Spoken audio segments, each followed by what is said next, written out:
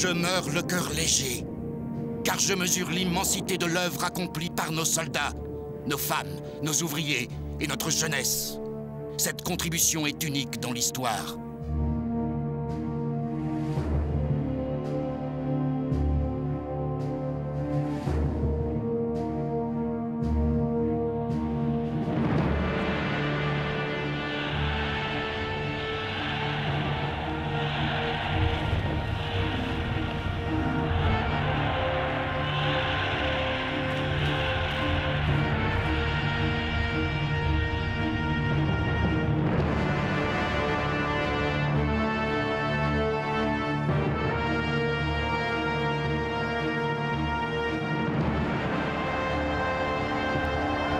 Contrairement à ce que croient les Juifs, cette guerre ne se terminera pas par l'anéantissement du peuple arien.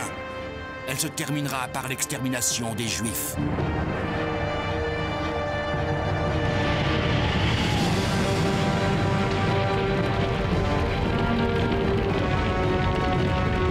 Pour moi, la guerre n'est pas un jeu. Je n'ai aucun ordre à recevoir de mes généraux. C'est avec une volonté inébranlable que je déciderai du moment de l'attaque. Telle est ma mission.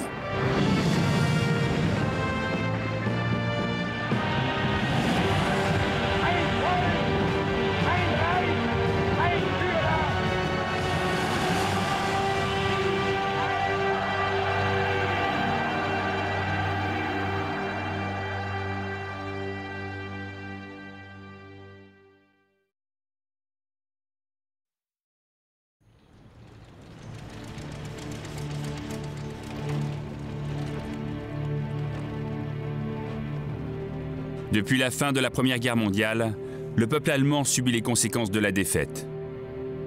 L'économie est en ruine, plus du tiers de la population active est sans emploi.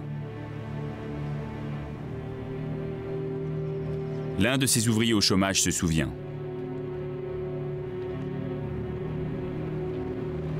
Des milliers d'usines avaient fermé. Beaucoup d'Allemands honnêtes en étaient réduits à voler pour se nourrir. Nous rêvions tous d'un monde meilleur. Comme tant d'autres, j'avais tout perdu. C'est pour ça que j'ai adhéré au Parti national-socialiste.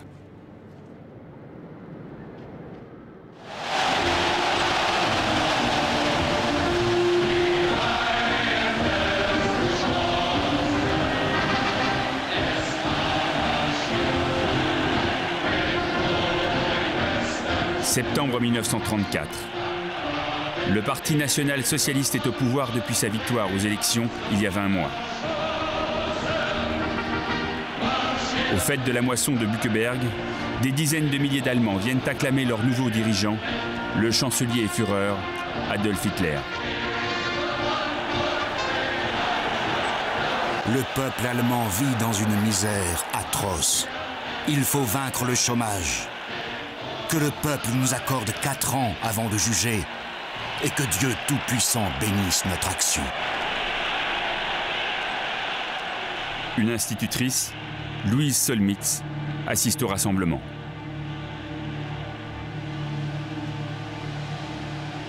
Un frisson parcourt la foule en délire. Le Führer arrive. L'émotion est à son comble. C'est une ovation interminable. Beaucoup d'entre nous le voient comme un sauveur, celui qui va nous tirer de notre misère insupportable. Adolf Hitler. Il est de notre devoir de déchirer à tout jamais ces pages sombres de notre histoire.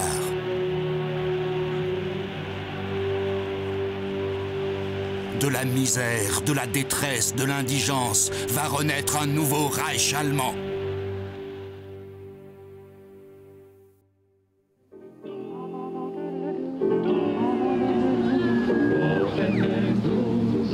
L'arrivée d'Hitler au pouvoir suscite un élan d'optimisme. Témoignage d'une femme médecin, Hertha Natorf.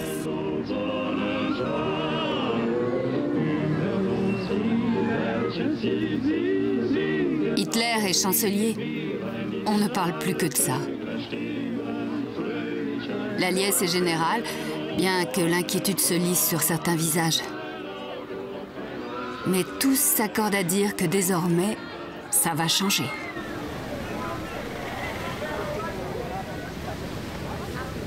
Petit à petit, les conditions de vie du peuple allemand s'améliorent. Le chômage est quasiment résorbé. Les ouvriers peuvent même partir en vacances à l'étranger grâce à des subventions de l'État allemand. L'un d'entre eux, Hermann Schutz, part pour l'Italie. Qui aurait dit qu'un jour, un ouvrier allemand aurait les moyens de se payer des vacances sur la Riviera italienne? À notre retour en Allemagne, nous montrerons notre reconnaissance au Führer en travaillant 2 fois plus pour l'aider à atteindre ses objectifs.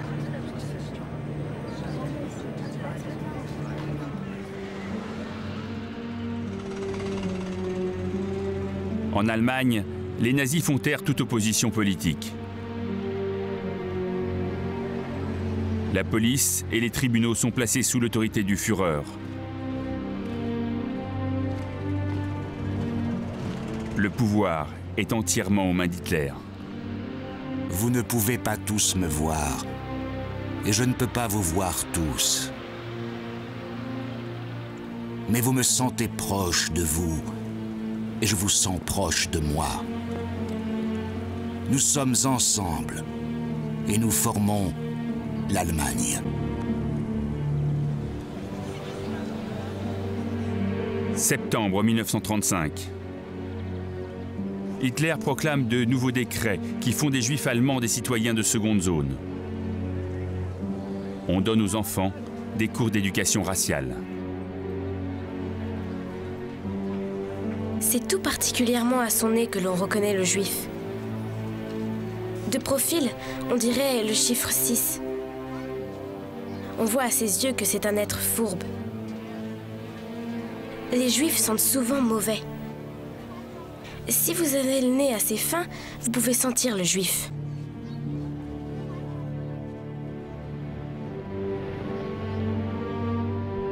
La liberté de parole est réprimée d'une manière impitoyable.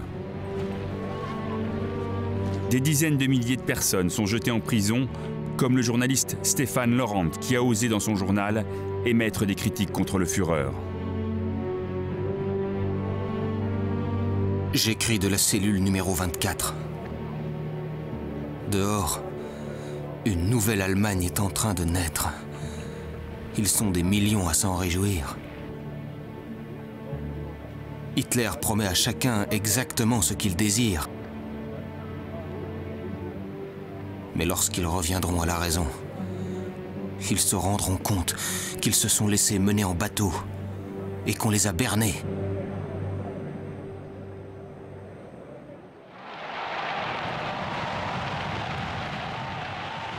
« 1er août 1936. Hitler pénètre dans le stade de Berlin où se tiennent les 10e Jeux Olympiques.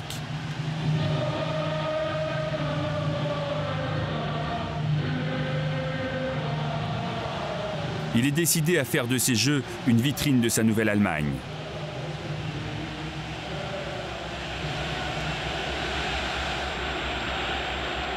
L'universitaire juif Viktor Klemperer se trouve à Berlin. Ces Jeux Olympiques me répugnent. On a interdit les slogans que l'on braillait dans les rues. Tout ce qui peut déplaire, tous ces sentiments guerriers ou antisémites, tout a disparu de la presse. On fait systématiquement remarquer à nos invités qu'il règne ici une atmosphère paisible et bon enfant.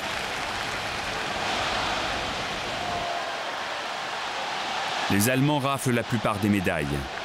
C'est un triomphe personnel pour Hitler. En 1940, les Jeux Olympiques auront lieu à Tokyo. Mais tous les suivants auront lieu à Berlin pour toujours.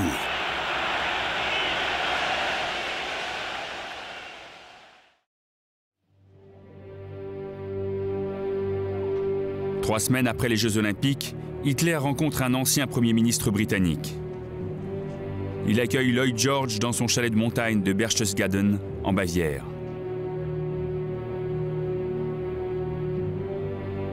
Hitler est accompagné de son interprète, Paul Schmidt.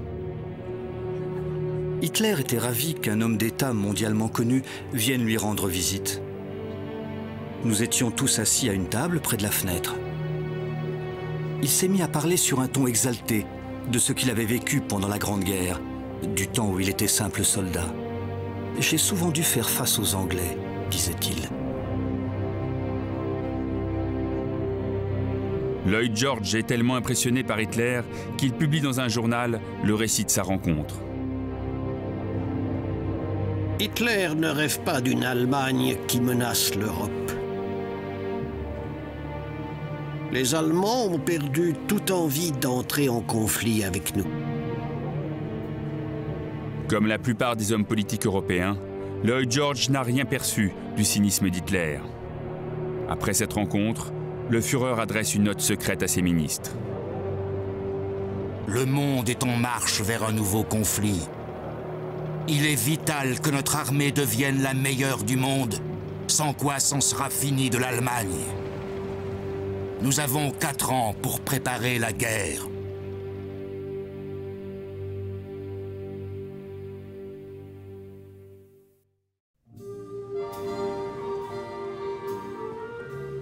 La même année, quelques centaines de kilomètres plus à l'ouest. À l'été 1936, les Français sont bien loin du climat martial imposé par Hitler à l'Allemagne. Ils viennent d'obtenir les congés payés et la semaine de 40 heures.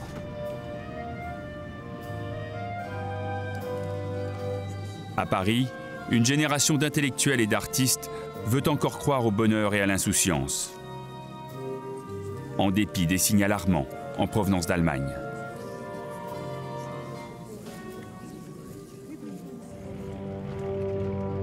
Depuis quelques mois déjà, l'opinion publique a pris conscience du danger que représente Hitler. Mais le souvenir de la Grande Guerre dissuade les plus lucides de s'opposer à l'Allemagne. Un ancien poilu, l'écrivain Jean Giono, refuse toute idée de guerre par principe et quel que soit l'ennemi.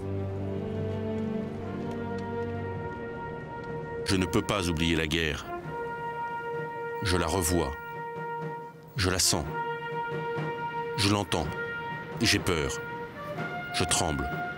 Je fais dans ma culotte. Je préfère m'occuper de mon propre bonheur.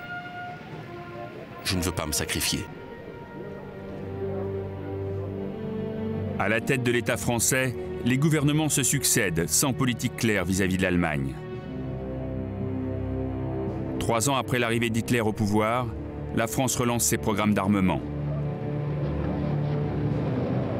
Mais sa doctrine militaire apparaît déjà dépassée, comme le déplore Charles de Gaulle, un colonel encore inconnu du grand public. Le corps militaire s'enfermait dans son conformisme. L'armée se figeait dans des conceptions qui avaient été en vigueur avant la fin de la dernière guerre. Ses chefs vieillissaient à leur poste, attachés à des errements qui avaient jadis fait leur gloire.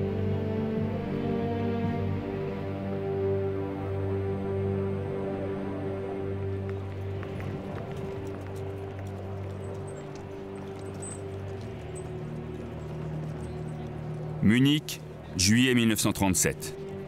Le pilote personnel d'Adolf Hitler, le SS Hans Bauer, l'accompagne à un défilé organisé pour le 200e anniversaire de la culture allemande.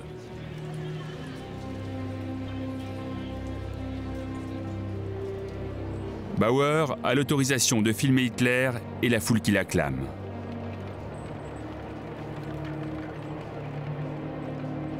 Ingeborg Weber, une lycéenne de 14 ans.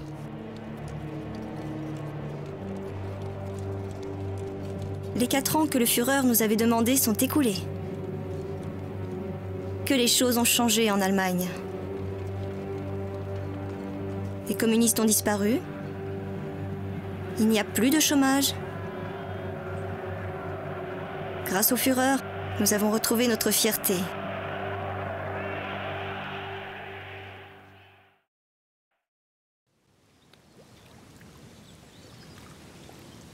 Depuis 6 ans, Adolf Hitler cache un secret au peuple allemand. Sa maîtresse, âgée de 25 ans. Seuls ses intimes sont au courant de l'existence d'Eva Braun. La jeune femme tient son journal intime. Qu'il fait beau. Et moi, la maîtresse du plus grand homme d'État au monde, je suis là, à me dorer au soleil. Avec une caméra que Hitler lui a offerte, Eva Braun filme leur vie commune. Je suis tellement heureuse qu'il m'aime tant. Je prie pour que cela dure toujours. Il ne pense qu'à la politique. Il faudrait tout de même qu'il se repose un peu. Seul le cercle des intimes a le droit de rencontrer Eva Braun. C'est le cas de l'architecte Albert Speer. Je n'ai jamais rencontré quelqu'un d'aussi secret que Hitler. Même en compagnie d'Eva, il ne baisse jamais complètement la garde. Eva et lui évitent tout ce qui pourrait évoquer leurs relations intimes, sauf le soir quand ils montent se coucher en même temps. Je commence à éprouver de la sympathie et même un peu de pitié pour cette femme qui tient tellement à lui. Eva Braun vient d'une famille catholique. Lorsqu'Hitler lui offre un appartement, son père écrit au Führer.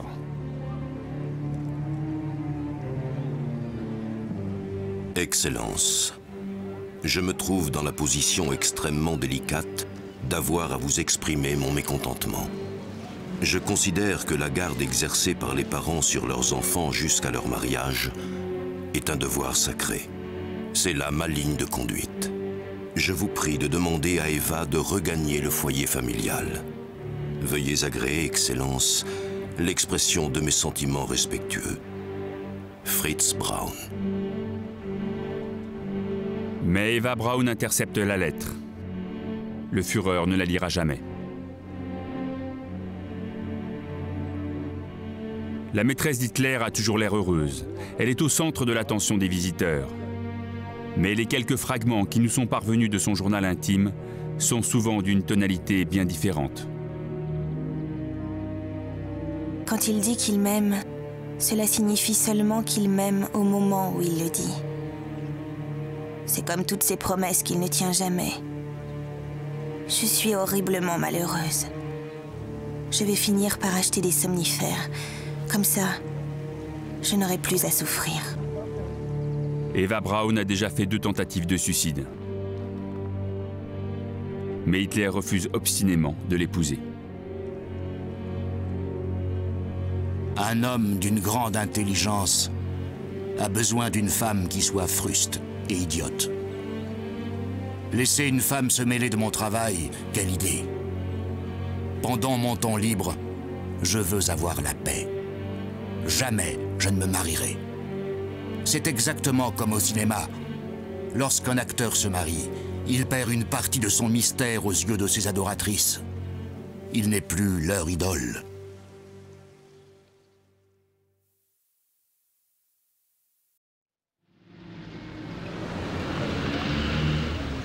« 28 septembre 1937.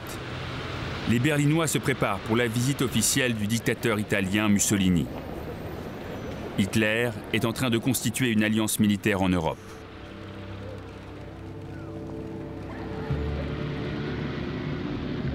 En réarmant l'Allemagne, nous voulons nous doter d'un instrument militaire. Non pas pour attaquer, mais pour nous défendre et préserver la paix.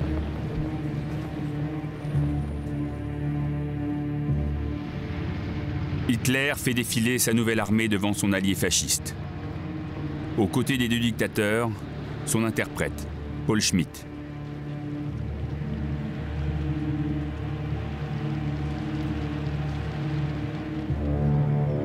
J'ai eu le temps de les observer. Hitler avait une voix dure, souvent éraillée, et parfois le regard brillant. Dans son rire, il y avait une pointe de sarcasme. Cette cérémonie était étrange. Mussolini a décerné à Hitler le titre de caporal honoraire de la milice fasciste.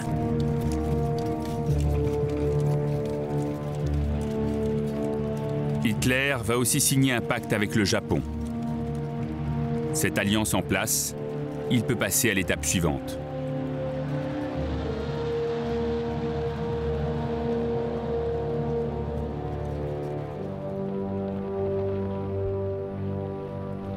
« 12 mars 1938, les troupes nazies entrent en Autriche sans avoir à combattre.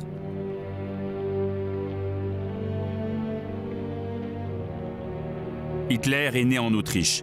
Il a toujours rêvé d'intégrer son pays natal dans un grand Reich germanique.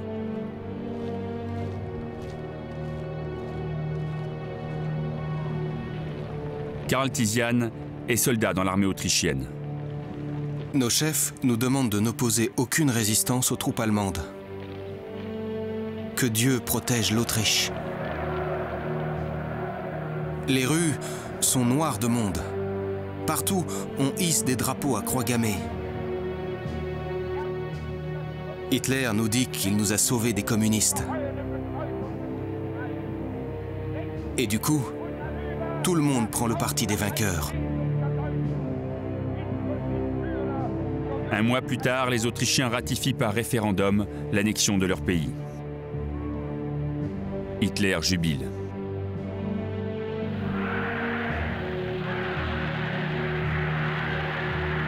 Je suis convaincu que c'est le ciel qui m'a envoyé en Allemagne, moi, l'Autrichien, et qui m'a élevé aux plus hautes fonctions. C'est ainsi qu'il a voulu que l'Autriche réintègre le Reich. C'est le plus beau jour de ma vie.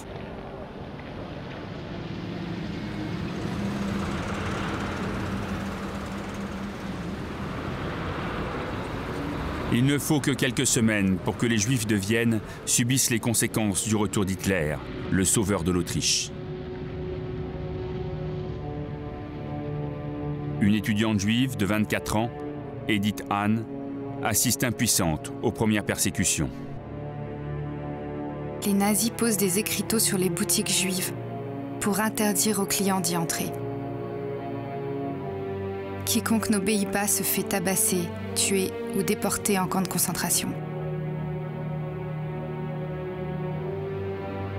Tout le monde est devenu fou.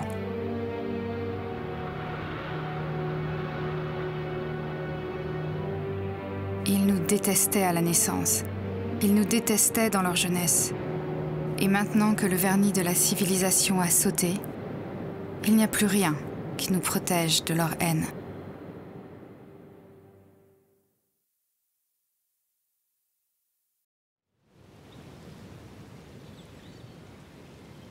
Dans son nid d'aigle des Alpes bavaroises, Hitler dresse déjà des plans pour sa prochaine conquête.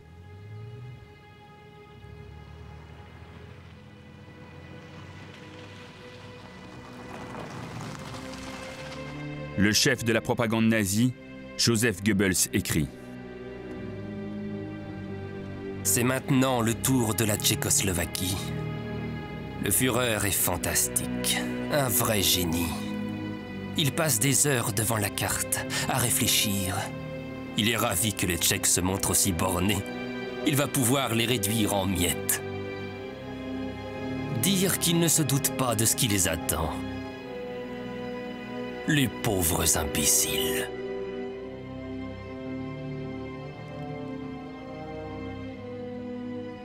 Hitler prétend que les Allemands qui vivent en Tchécoslovaquie, dans la province des Sudètes, sont opprimés. La presse allemande dénonce des agressions et des viols inventés de toutes pièces dont serait victime la minorité germanophone.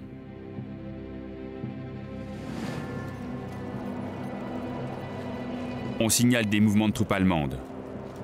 Les Alliés sont désormais convaincus que cet obscur conflit frontalier pourrait déboucher sur une guerre.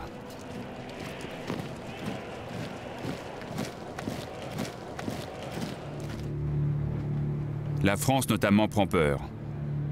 13 ans plus tôt, elle a signé une alliance militaire avec la Tchécoslovaquie. Elle craint maintenant d'être obligée de lui porter secours et d'être entraînée dans un conflit avec l'Allemagne d'Hitler.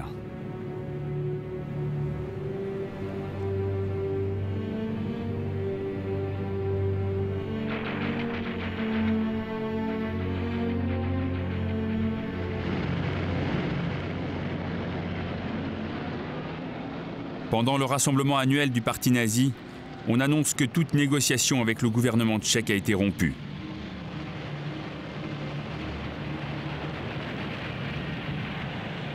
Quand Hitler entame son discours de clôture, le monde entier est suspendu à ses lèvres.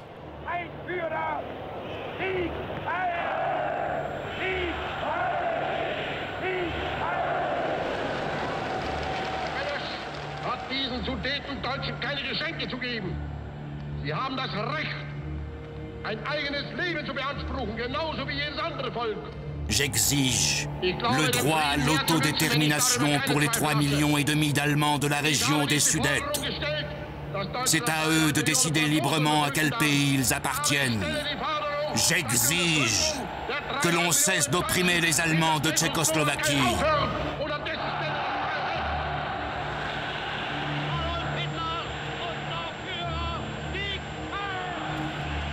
3 semaines plus tard, le destin de la Tchécoslovaquie est fixé à Munich lorsqu'Hitler rencontre le Français Daladier et le Britannique Chamberlain. Pris de panique devant la menace d'une guerre, il cède devant le Führer. Le socialiste Léon Blum résume le sentiment général.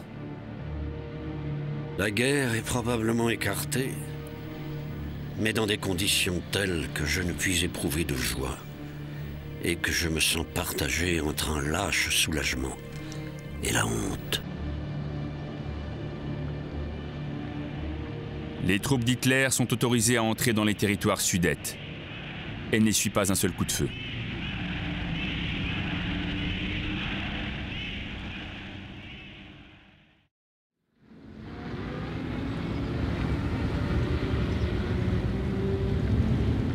« 12 juin 1939, le Führer se rend dans son village natal, à Fischlam, en Autriche. Adolf Hitler est le fils d'un douanier de la région. Il dépose des fleurs sur la tombe de ses parents avant de visiter son ancienne école.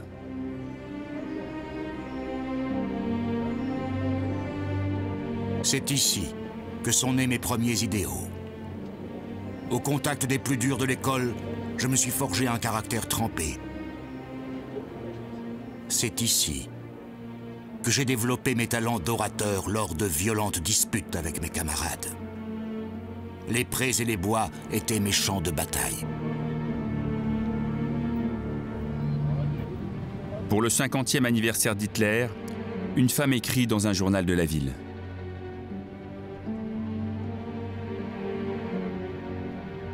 Pour mes enfants, le Führer est celui à qui il faut obéir en toutes circonstances. Il le voit comme le créateur de l'univers. On apprend une nouvelle chanson aux écoliers.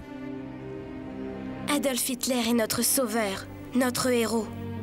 C'est l'être le plus noble de la Terre. C'est pour Hitler que nous vivons. C'est pour Hitler que nous mourrons. C'est notre Hitler. Il est aux commandes d'un monde meilleur.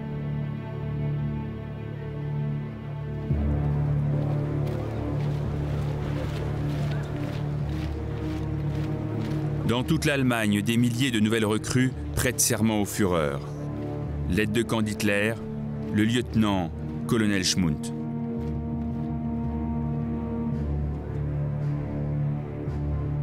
Le Führer nous demande du courage pour pouvoir régler nos problèmes. La solution, c'est l'expansion à l'Est. Il faut attaquer la Pologne à la première occasion. C'est pour nous la seule ouverture en Europe. Nous n'avons pas le choix. Cette fois-ci, la France et l'Angleterre avertissent qu'elles sont prêtes à entrer en guerre.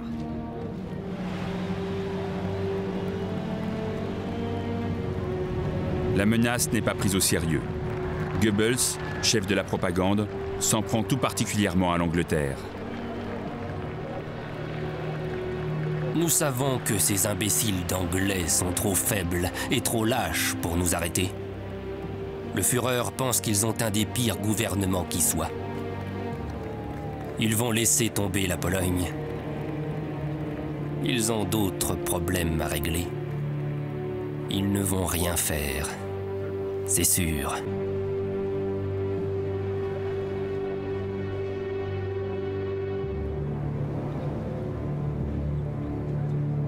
Hitler doit se débarrasser d'une menace de taille avant de déclencher l'attaque contre la Pologne. Dans le plus grand secret, il adresse un télégramme au dirigeant soviétique, Joseph Staline. Monsieur Staline, la tension entre l'Allemagne et la Pologne devient intolérable. La crise est imminente. Il serait souhaitable que nos deux pays contractent une nouvelle alliance. Je vous serai reconnaissant de bien vouloir répondre dans les meilleurs délais. Adolf Hitler.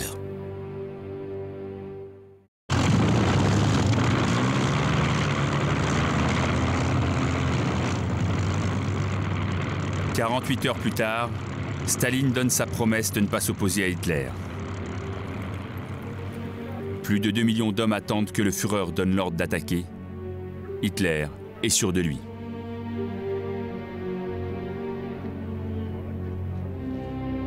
Plus personne n'obtiendra jamais une telle confiance de la part du peuple allemand. C'est à moi de jouer. Les dirigeants de nos ennemis ne sont que des mauviettes. Je l'ai vu à Munich, des vermisseaux, pas de quartier. Soyons impitoyables. Pour celui qui déclenche une guerre, l'important n'est pas tant d'avoir raison que de remporter la victoire.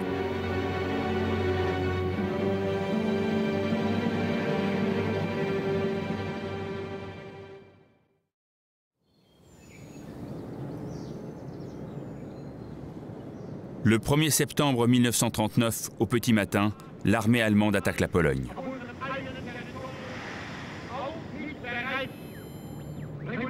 Dans l'Allemagne entière, un message d'Hitler diffusé par haut-parleur annonce la nouvelle. Un Berlinois, Werner Hartz, s'étonne du calme apparent.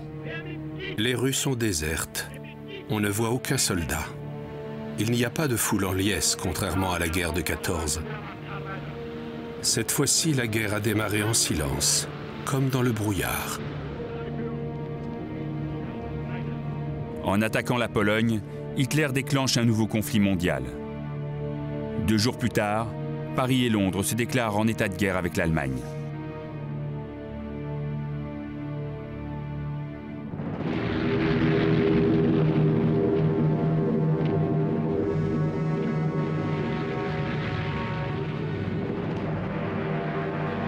Un aérodrome, tombé aux mains des Allemands près de Varsovie. L'invasion nazie a commencé il y a seulement 3 semaines, et déjà les Polonais sont en déroute. Hitler, ravi, vient féliciter ses troupes sur le champ de bataille. Des colonnes entières de soldats polonais ont été faits prisonniers. Les autres doivent se rendre ou déposer les armes, sinon ils seront éliminés. Conformément au pacte secret qu'Hitler a passé avec Staline, l'armée rouge envahit à son tour l'est de la Pologne.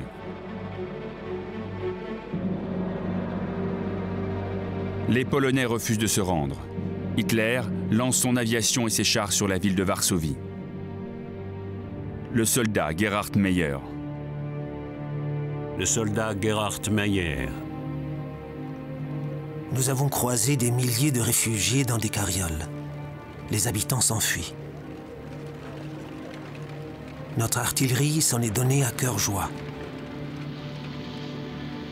Tout est en ruine. Au bord des routes, les gens nous regardent passer.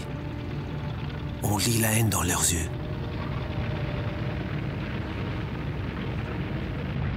La victoire d'Hitler cause la mort de 70 000 personnes.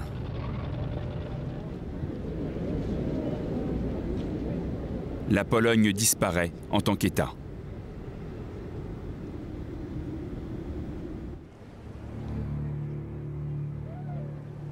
Depuis l'offensive d'Hitler, la France est en guerre avec l'Allemagne.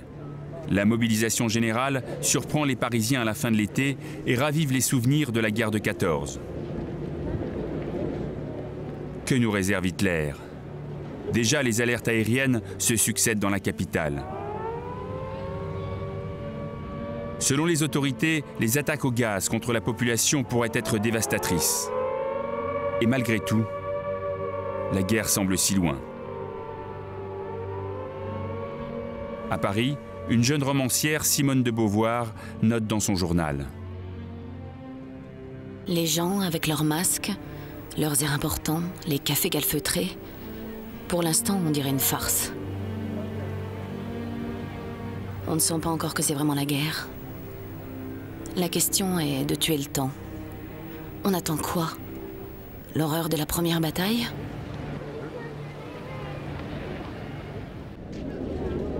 Hitler espère que la destruction de la Pologne va servir de leçon à la France et à l'Angleterre. Il leur adresse une offre de paix, mais celle-ci est refusée, ce qu'il met hors de lui. Joseph Goebbels, ministre de la Propagande. Le Führer est convaincu de notre victoire. Les armements français et anglais sont dépassés. Ils n'ont pas le temps de reconstruire leur industrie militaire. En nous déclarant la guerre, la France a commis la plus grande erreur de son histoire. La preuve en sera faite bientôt.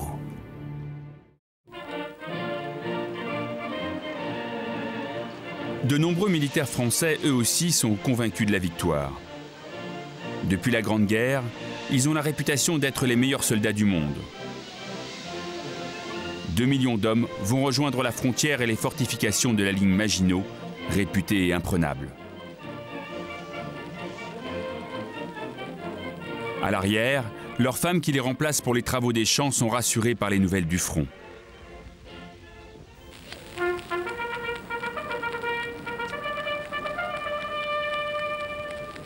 Pendant plusieurs mois, les combattants restent l'arme au pied. Le soldat et écrivain Claude Jamay invente une nouvelle expression, la drôle de guerre.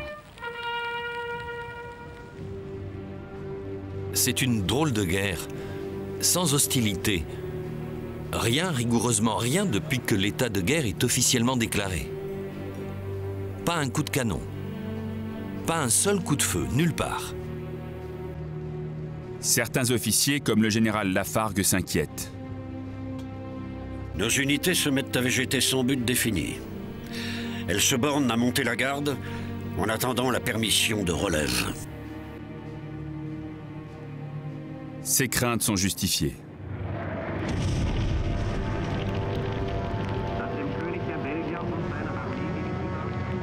« 10 mai 1940. Hitler lance la Blitzkrieg, la guerre éclair à l'ouest. Une attaque massive, conçue de longue date.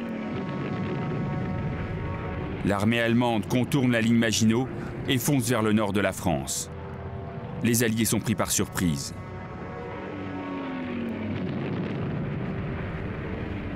Le soldat allemand Hans Gotthard écrit à sa femme.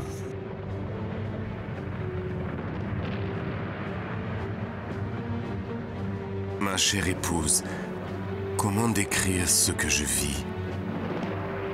De toutes parts, on devine l'avance de nos troupes. On entend sans cesse l'artillerie. Nous suivons les explosions.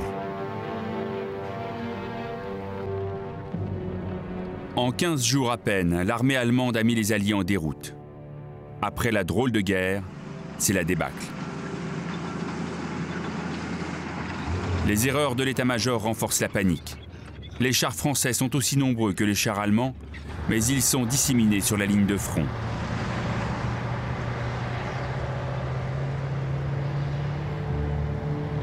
L'aviation est clouée au sol en quelques jours. Sur les routes du nord et de l'est, les soldats français subissent le rouleau compresseur allemand.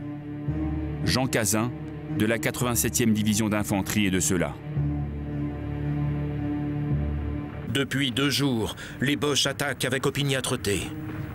Ce sont des jeunes types arrivés de Belgique. Nous sommes une foule sans défense à la merci des avions, sans vrai DCA pour leur répondre. À quelques kilomètres de là, se trouve l'artilleur René Châle. On entend les chars qui arrivent. Les avions piquent continuellement sur nous en lâchant leurs bombes et en mitraillant après. C'est le sauve qui peut. Les bourgs que nous passons sont en feu. J'aperçois des officiers qui pleurent comme des gosses.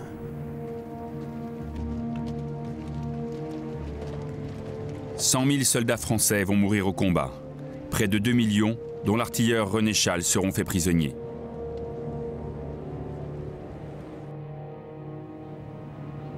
À Dunkerque, l'armée britannique et des milliers de soldats français encerclés fuient vers l'Angleterre, dans la panique, et sous le pilonnage des avions allemands Stuka. Ce jour-là, le pilote Peter Souf survole la plage de Dunkerque. Comment décrire la panique? Imaginez une débandade indescriptible sur les plages. Des armes, des canons abandonnés, des véhicules et des tanks en pagaille.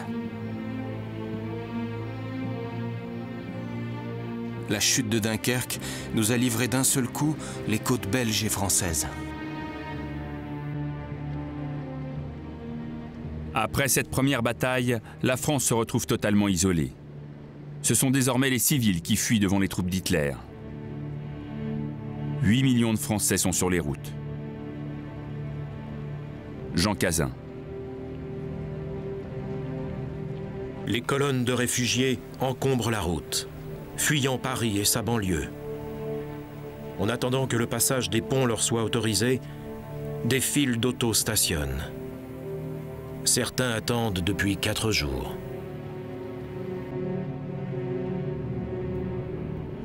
Au même moment, quelque part dans l'est de la France, Hans Bauer, le pilote d'Hitler, filme l'arrivée triomphale du Führer. Soldats du front de l'Ouest, vous ne m'avez pas déçu. Le projet le plus audacieux de toute l'histoire de la guerre a réussi grâce à votre bravoure sans égale. Nos ennemis se souviendront longtemps de notre victoire.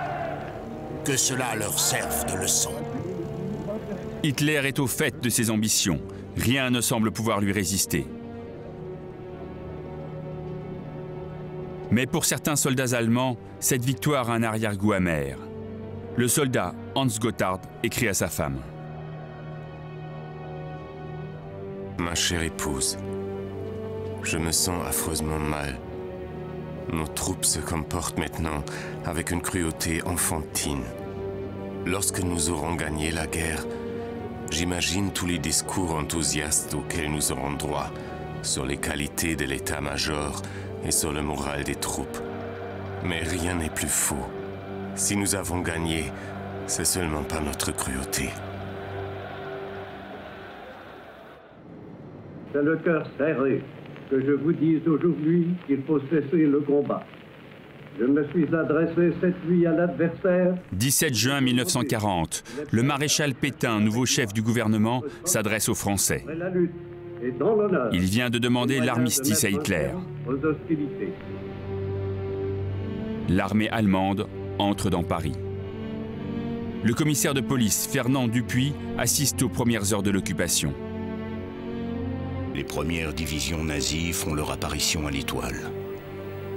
Voici donc sous nos yeux ces fameux soldats allemands, blonds pour la plupart, tous rasés de frais en uniforme verdâtre. Quelques curieux regardent navrés cet effarant spectacle. Les années noires ont commencé. La romancière Simone de Beauvoir. C'était l'enfer. La victoire était inscrite sur chaque visage allemand. Chaque visage français était une défaite criante.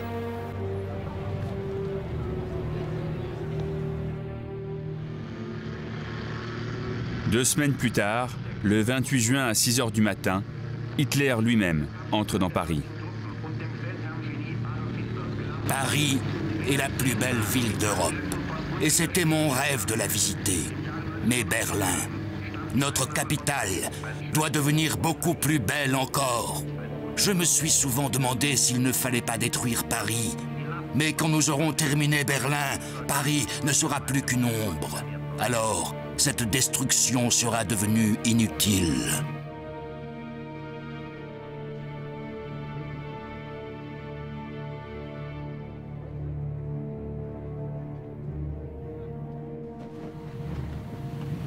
Quelques soldats et officiers français, pourtant, refusent de reconnaître la défaite. Avec plusieurs navires de guerre, ils ont rejoint l'Angleterre à l'appel du général de Gaulle le 18 juin.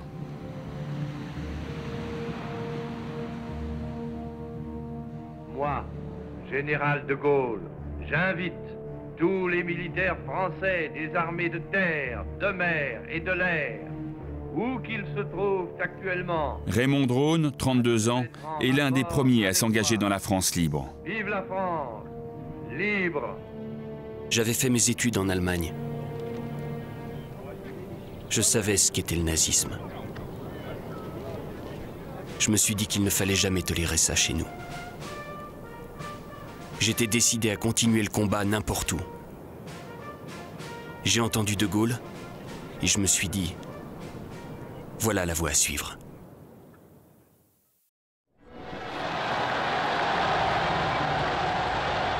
De retour de la campagne de France, Hitler est accueilli par des milliers d'Allemands qui l'acclament. Il renouvelle son offre de paix au Premier ministre Winston Churchill. Les Britanniques doivent m'écouter. La poursuite de la guerre entraînera la destruction totale de l'une de nos deux nations. Or, je sais que ce sera la Grande-Bretagne qui disparaîtra. J'en appelle une dernière fois à la raison. Winston Churchill décline cette offre. We shall fight in France. We shall fight on the seas and ocean. We shall fight with growing confidence and growing strength in the air. À l'été 1940, la bataille d'Angleterre commence. Hitler est convaincu que ses pilotes doivent anéantir les avions de chasse ennemis avant de pouvoir envisager un débarquement en Angleterre.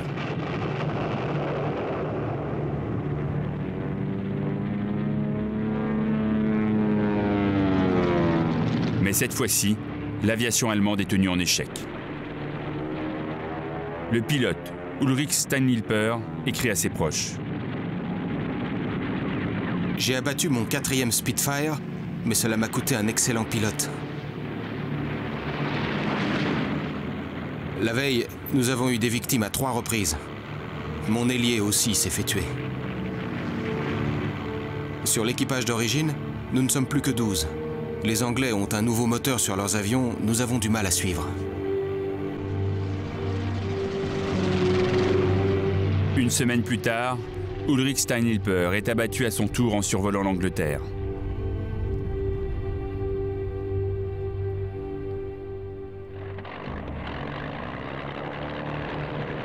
Pour marquer les esprits, Churchill décide de bombarder Berlin. Hitler, furieux, change alors de stratégie. Les avions allemands s'en prendront désormais à la population britannique elle-même. Si l'aviation britannique nous largue 2 ou 4 000 bombes, nous leur en larguerons 200 000, 400 000 ou même 1 million en une seule nuit. Et s'ils intensifient leurs attaques, nous réduirons leur ville à néant.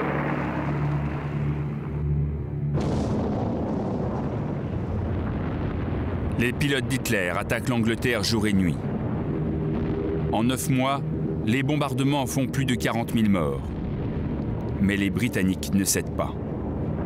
L'aviation allemande commence à essuyer de lourdes pertes. Le pilote de bombardier, Peter Stahl, s'inquiète. 16 octobre. Nos pertes s'élèvent à 4 bombardiers avec leurs équipages. Demain, dans le communiqué officiel, on ne parlera que des dégâts considérables que nos valeureux aviateurs ont infligés à l'ennemi. Et on minimisera nos pertes. Je voudrais tellement être loin d'ici.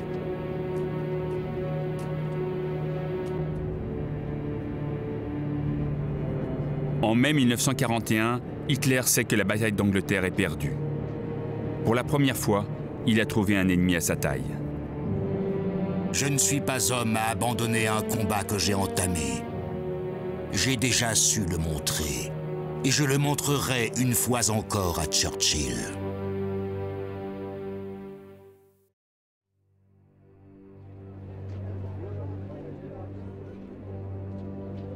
Dans les provinces conquises à l'Est, la victoire allemande entraîne l'instauration d'un nouveau régime particulièrement brutal. Hitler est décidé à mettre en pratique ses théories racistes. Sous leur vernis germanique, les Polonais sont constitués d'une substance ignoble. Les Juifs. La chose la plus répugnante qui soit. Si la Pologne avait continué à résister, ce pays entier croulerait sous la vermine. Ce qu'il faut, c'est une main ferme, capable de trancher dans le vif.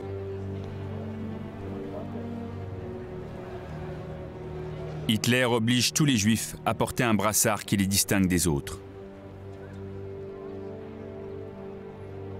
Ils sont rassemblés et enfermés dans des ghettos.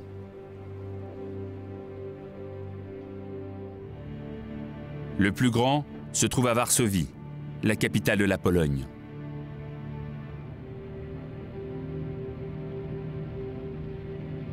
« 400 000 Juifs sont entassés dans ces murs. Parmi eux, une adolescente de 17 ans, Marie Berg. Le ghetto est de plus en plus surpeuplé. En permanence, il arrive de nouveaux réfugiés. Les gens sont pieds nus et en haillons. On lit la faim dans leurs regards. Chaque jour, 40 à 50 personnes meurent de faim. J'ai vu une petite fille en larmes. Elle me regardait de ses grands yeux bleus et elle m'a dit « J'ai faim ». Pourquoi est-ce que personne ne vient à notre secours? Combien de temps allons-nous encore rester là?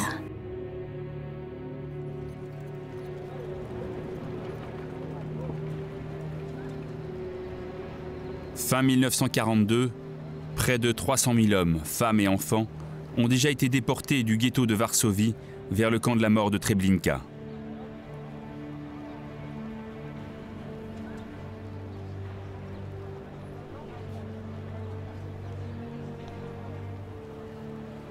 La solution finale d'Hitler a commencé.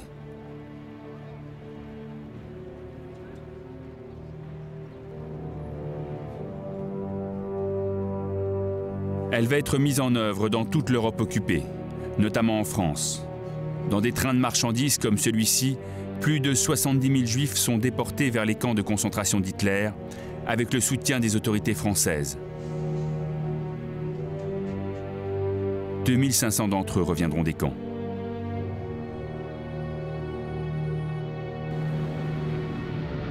Dès octobre 1940, le maréchal Pétain a choisi une ligne de collaboration avec Hitler. Français, j'ai rencontré le chancelier du Reich. Une collaboration a été envisagée entre nos deux pays.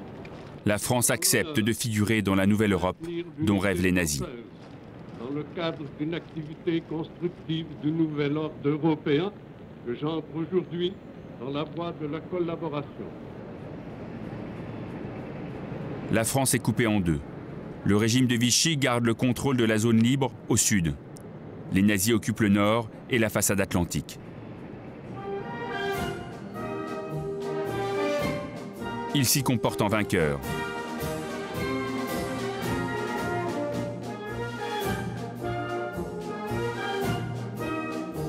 Au cours de leur permission, ils filment la France telle qu'ils voudraient la voir, en nation soumise et accueillante.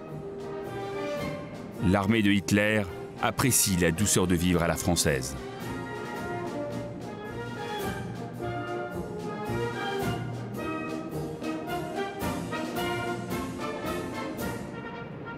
Mais la réalité est plus sombre. L'écrivain Jean Guéhenno écrit dans son journal. L'air devient de plus en plus irrespirable. Dans certains quartiers, la police barre les rues. Des juifs sont arrêtés. Des communistes fusillés. On nous menace de mort. L'occupant organise la terreur. Des jeunes réfractaires sont pendus dans leur village du Midi. On apprend chaque jour de nouvelles horreurs.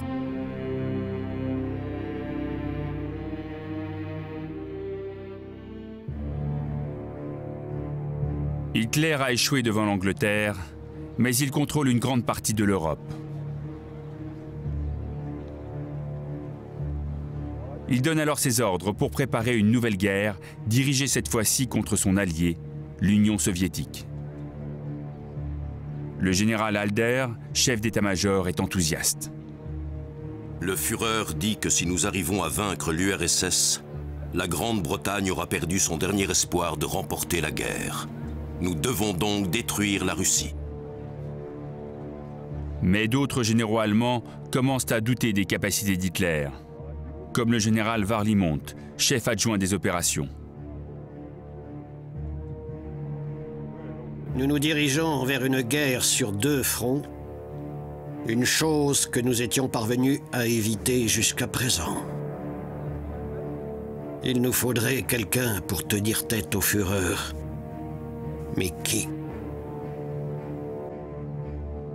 Cela fait 20 ans qu'Hitler rêve d'une guerre qui éliminerait le communisme.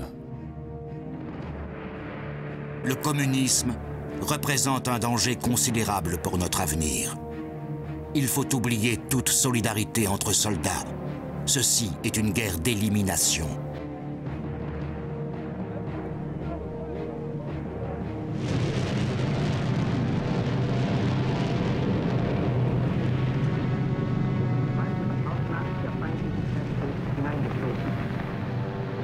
Le 22 juin 1941 à l'aube, plus de 3 millions de soldats allemands franchissent la frontière soviétique.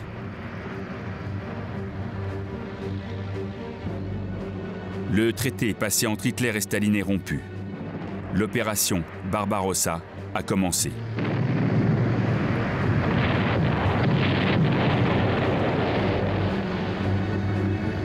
Karl Fuchs, artilleur de la 7e division de Panzer. Cette guerre n'est pas si terrible que ça. Les Russes se sauvent de partout. Hier, j'ai détruit un tank russe. Si je m'en paye un autre, je vais avoir droit à ma première médaille. On va leur montrer à ces porcs de bolcheviks. Si tu me voyais, je suis tout bronzé. Nous sommes tous convaincus que la victoire est proche.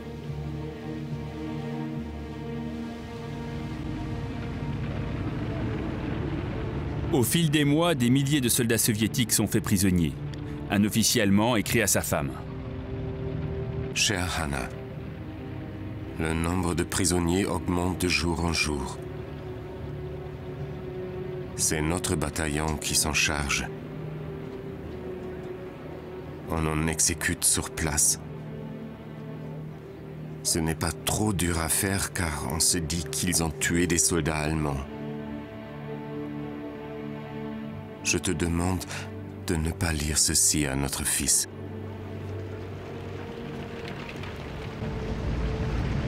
Avant la fin de la guerre, plus de 3 millions de soldats soviétiques prisonniers auront trouvé la mort dans les camps allemands.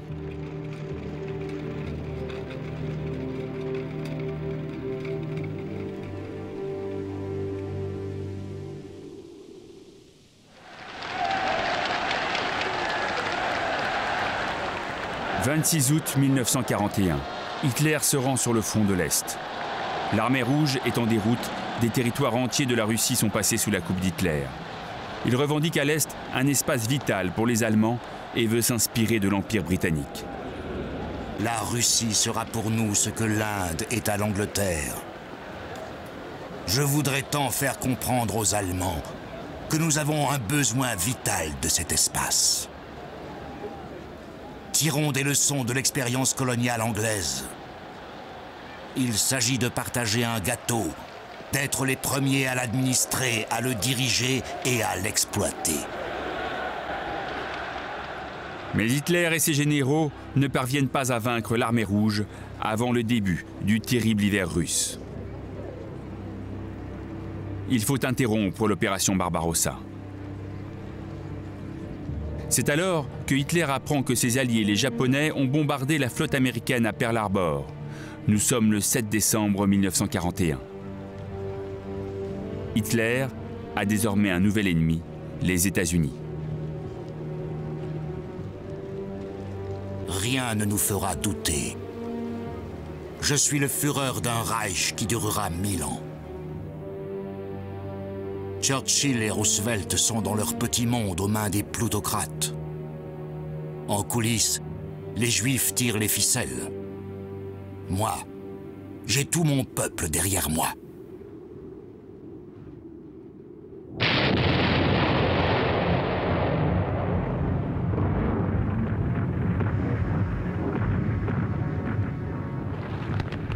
Dès la fin de l'hiver, Hitler lance une nouvelle offensive. Il est convaincu que l'armée rouge est à genoux. Le lieutenant Wilhelm Prüller. Enfin, nous revoilà dans l'action. Monsieur Staline, nous reprenons l'offensive. Ni vous, ni vos brutes ne pourrez nous arrêter.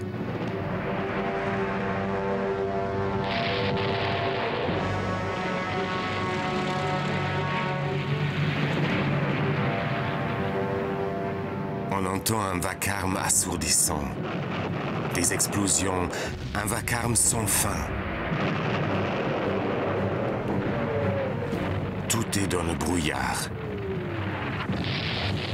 Heureusement que cette guerre ne se déroule pas sur le sol allemand. Lorsque l'armée allemande parvient au fleuve Volga, Hitler donne l'ordre de prendre la ville de Stalingrad.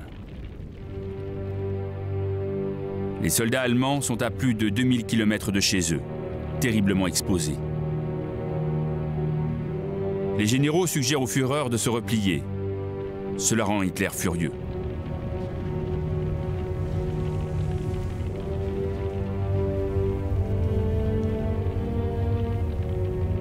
Vous croyez que c'est à vous de m'apprendre ce qu'éprouvent les soldats qui sont au front? Où étiez-vous pendant la Première Guerre mondiale? J'exige que vous fassiez preuve de la même fermeté que nos soldats sur le front. Ordre d'Hitler, pas de retraite.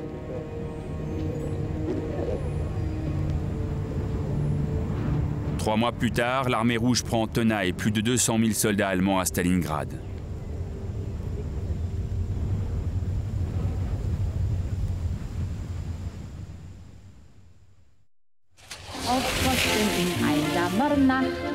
Da steht ein Soldat und hält Wacht, träumt von Hanne und dem Glück, das zu Hause blieb zurück. Die Wolke nahm Himmel. En Allemagne, on se prépare à fêter Noël. Certaines familles de soldats piégés dans Stalingrad reçoivent des nouvelles par courrier aérien. Le soldat Werner Bunmann écrit: Mon cher fils, j'espère que c'est le dernier Noël que vous fêtez sans moi. Les Russes nous ont fait un sale coup. Il fait moins 30 degrés ici. On serait mieux au chaud. J'espère vous revoir l'année prochaine. Affectueusement, ton père, Werner.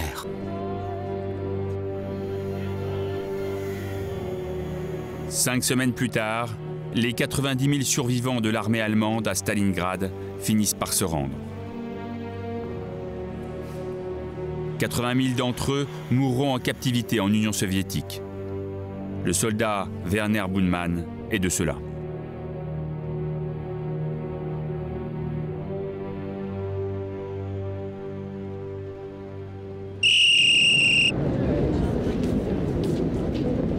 La guerre d'Hitler fait de plus en plus de victimes.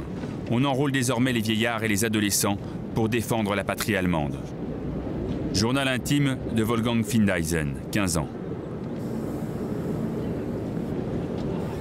Nous avons remplacé les adultes pour qu'ils puissent monter au front.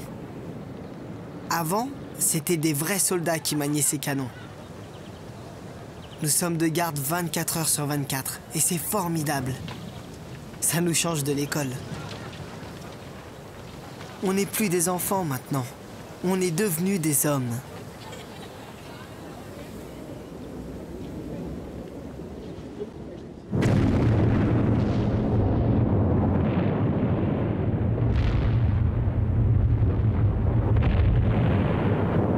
C'est maintenant le territoire allemand lui-même qui est attaqué par l'aviation. Les Alliés bombardent les grandes villes. Le 27 juillet 1943, 700 bombardiers britanniques prennent pour cible la ville de Hambourg. L'incendie est filmé par le pompier Hans Brunswig.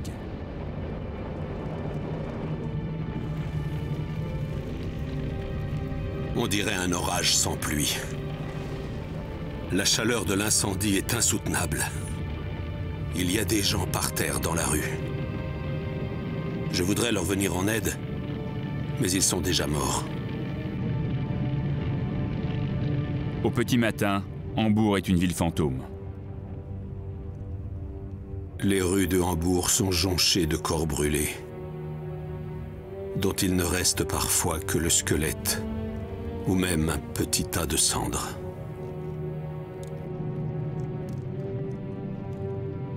Dans la seule ville de Hambourg, on dénombre plus de 40 000 morts. Les conseillers d'Hitler lui suggèrent de se rendre dans les ruines pour remonter le moral de la population. Albert Speer, ministre de l'Armement. Avec Goebbels, j'ai essayé de persuader Hitler, en vain. Goebbels ne pouvait s'empêcher de comparer l'attitude d'Hitler avec celle de Churchill. Quand je pense à toute la propagande que l'on pourrait tirer d'une visite comme celle-là. Mais Hitler reste invisible. Il se terre dans son bunker du front de l'Est. Si le peuple allemand n'a plus la force ni la volonté de se sacrifier, s'il n'est plus prêt à donner son sang, il mérite de disparaître et d'être éliminé par une puissance supérieure. Si cela devait arriver, je ne verserai pas une larme.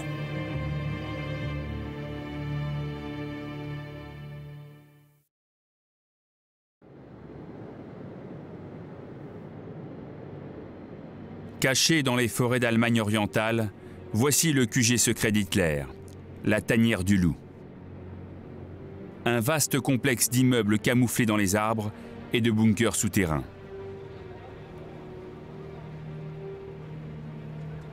C'est d'ici qu'Hitler pilote la guerre. Son état de santé se dégrade. Il souffre de problèmes cardiaques et des premiers symptômes de la maladie de Parkinson, comme le constate le général Guderian.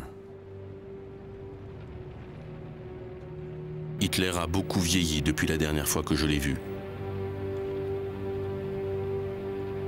Il s'est voûté. Ses mains tremblent. Son regard a perdu son éclat habituel. Il se met facilement en colère. Ses paroles et ses actes sont devenus imprévisibles.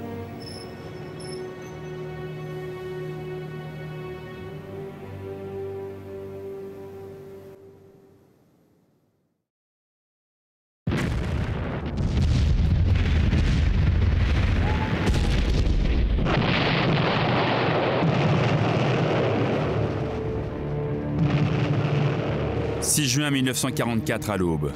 Les Alliés déclenchent la reconquête de l'Europe occupée. C'est le jour J.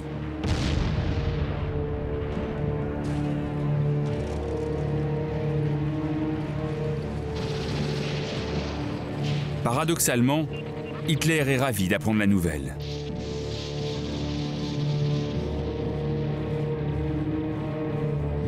Quelle bonne nouvelle! Tant qu'ils étaient en Angleterre, ils étaient hors de portée. Mais là, nous les tenons à notre merci. Nous pouvons les détruire.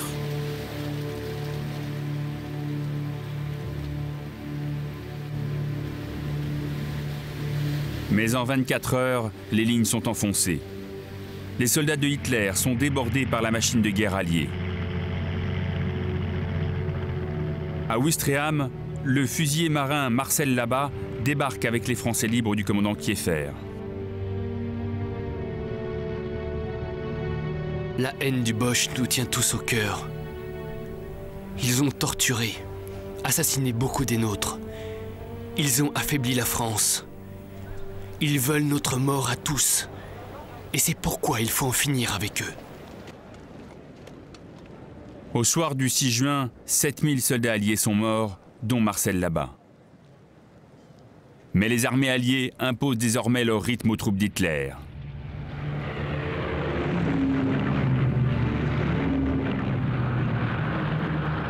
Le territoire français subit d'intenses bombardements.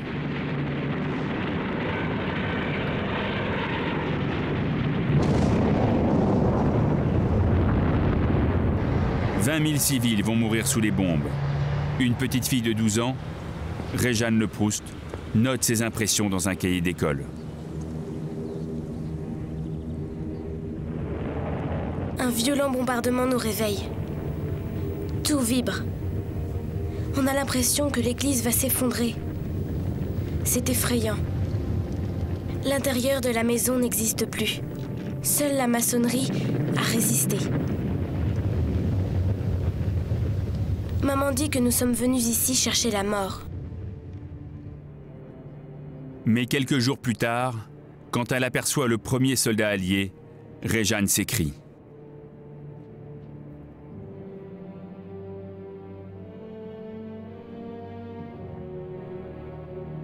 En quelques semaines, l'espoir change de camp.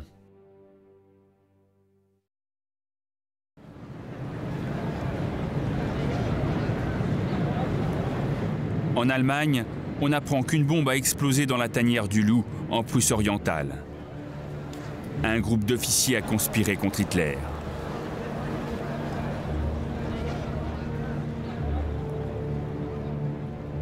Le Führer en réchappe de justesse. Désormais, j'en ai la preuve. Tout l'état-major est contaminé et je tiens les salauds qui sabotaient mon action depuis des années. Je sais maintenant pourquoi mes grands projets ont échoué. J'ai été trahi. Hitler fait arrêter 5000 personnes. 200 d'entre elles sont exécutées.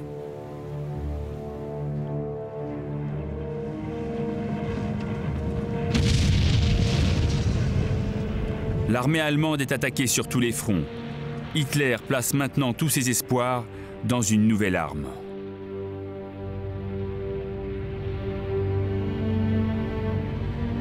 Depuis plus de 12 ans, dans un site gardé secret du nord de l'Allemagne, une équipe de savants travaille sur un missile balistique à longue portée.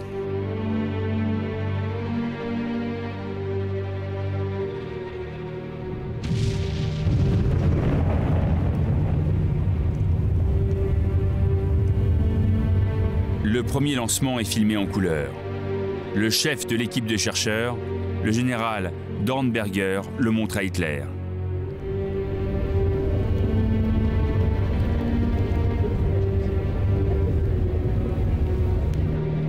Une lueur de fanatisme s'est allumée dans son regard. Il s'est mis à hurler « Je veux qu'on les anéantisse !» Il pensait que cette nouvelle arme allait marquer un tournant dans la guerre. Notre missile a été rebaptisé V2, arme de vengeance numéro 2.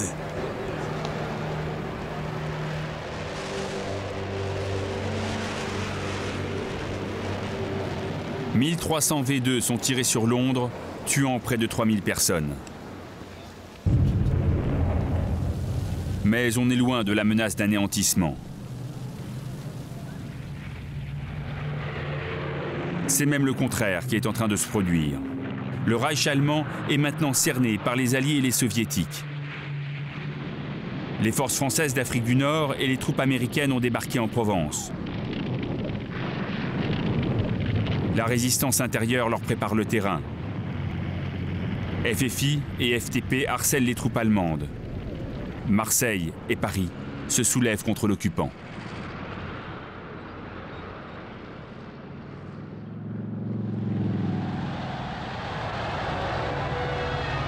« 24 août 1944, la deuxième DB du général Leclerc entre dans la capitale.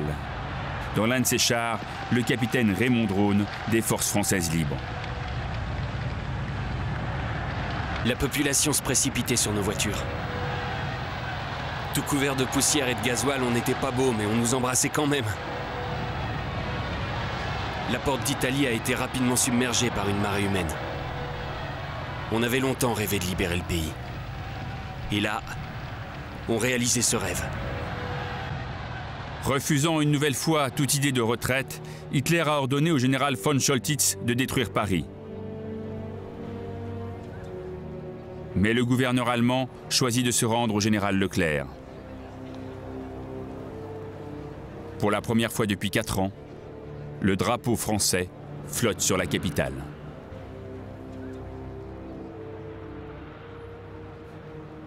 Paris, Paris outragé, Paris brisé, Paris martyrisé, mais Paris libéré.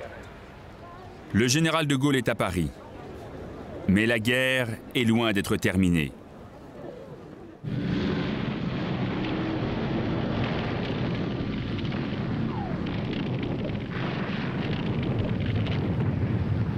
Les combats se déroulent maintenant sur le sol allemand. Hitler s'obstine à répéter à son peuple qu'il peut encore gagner la guerre. Pourtant, dans l'intimité, c'est un homme ravagé. Je sais bien que nous avons perdu la guerre. La supériorité de l'ennemi est écrasante. J'ai été trahi. Je devrais me tirer une balle dans la tête. Mais nous ne capitulerons jamais. Si nous devons sombrer, le monde entier sombrera avec nous.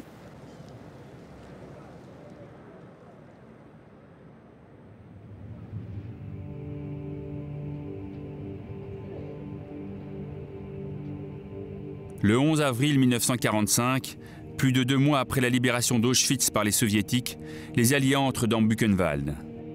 C'est l'un des 1000 camps de concentration de la machine de mort nazie.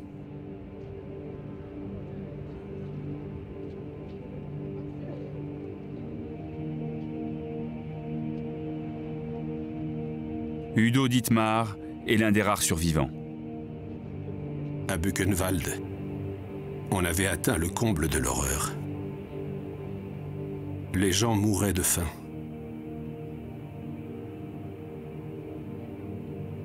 Ceux qui avaient encore la force de se déplacer tombaient d'inanition. Il y avait des montagnes de corps. Le four crématoire et la cour étaient envahis de cadavres. J'entends encore mes amis qui y sont morts. Ils me disaient, si tu t'en sors, raconte ce qu'on nous a fait. Jamais je n'oublierai.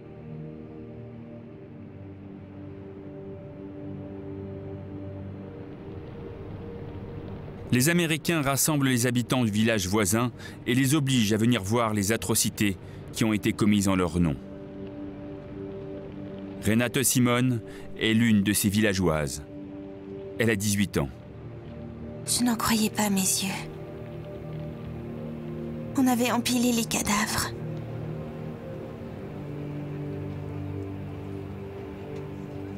L'odeur était inimaginable. J'allais défaillir. Quand un GI m'a interpellée. Hé, toi, Miss Hitler, regarde, regarde. Les nazis ont assassiné 6 millions de juifs.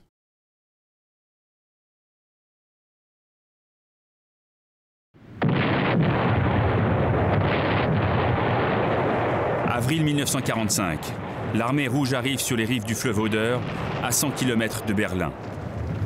Les Alliés, à l'ouest, se rapprochent de la capitale allemande.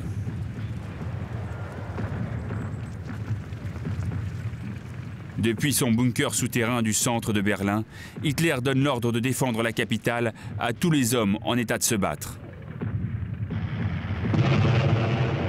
quel que soit leur âge. Chaque soldat doit accomplir son devoir. Ceux qui s'y dérobent sont des traîtres. Quiconque vous donnera l'ordre de reculer sera arrêté et exécuté sur le champ.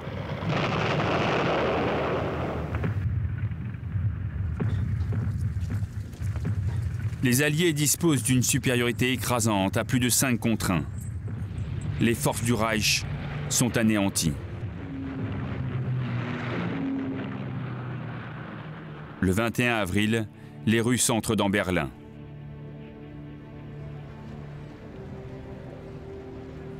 Plus de 13 millions de militaires soviétiques sont morts dans cette guerre. L'armée rouge autorise ses soldats à fêter leur victoire à leur manière. Une Berlinoise de 24 ans, Hildegarde Christoph, témoigne. Les Russes nous ont interdit de fermer les portes à clé. La mitraillette à la main, ils nous ont réunis dans une maison vide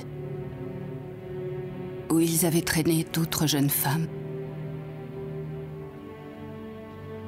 Ils se sont acharnés toute la nuit, à tour de rôle. Une horde de brutes. Au petit matin, ils sont disparus. Nous sommes rentrés chez nous en rasant les murs. Depuis, plusieurs femmes se sont suicidées.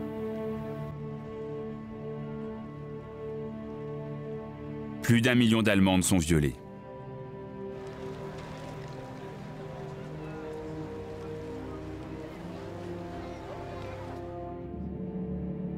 Dans les ruines de la chancellerie, on découvre le bunker souterrain d'Hitler.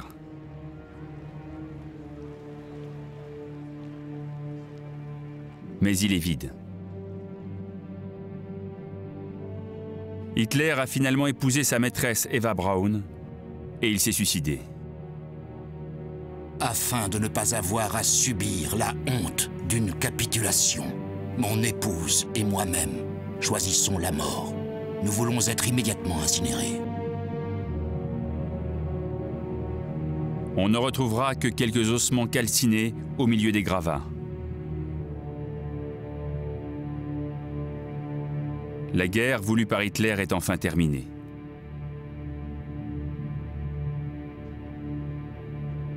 Les Allemands, à leur tour, vivent un cauchemar. Edelgard Seidel, 15 ans. Nous étions persuadés que la victoire était proche. Et là, tout est fini.